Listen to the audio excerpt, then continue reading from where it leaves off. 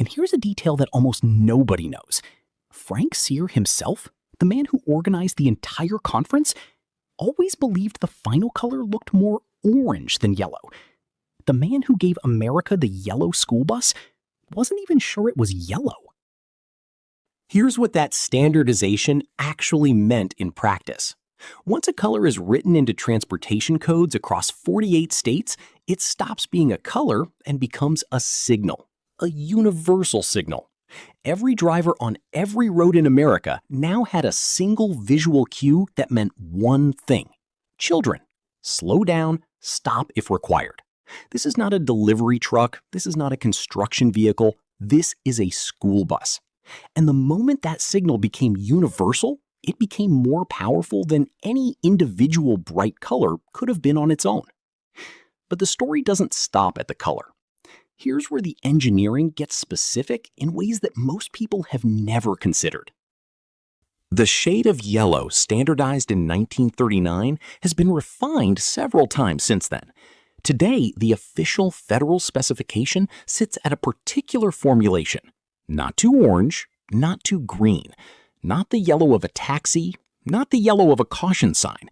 A very specific warm yellow, calibrated through testing to perform in the widest range of conditions.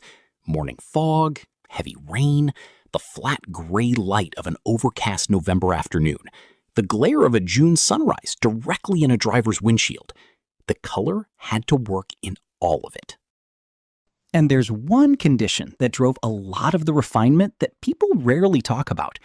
The moments right before and right after full darkness, the transition periods. 6 in the morning in October, when the sun has not yet risen and visibility is at its most compromised. 4 in the afternoon in December, when the light is already failing. These are the exact windows when children are most often getting on or off a bus. And these are the exact conditions where yellow's advantage over every competing color is most dramatic. Red, which was considered and rejected, performs well in full daylight. In low light conditions, red loses contrast significantly faster than yellow does.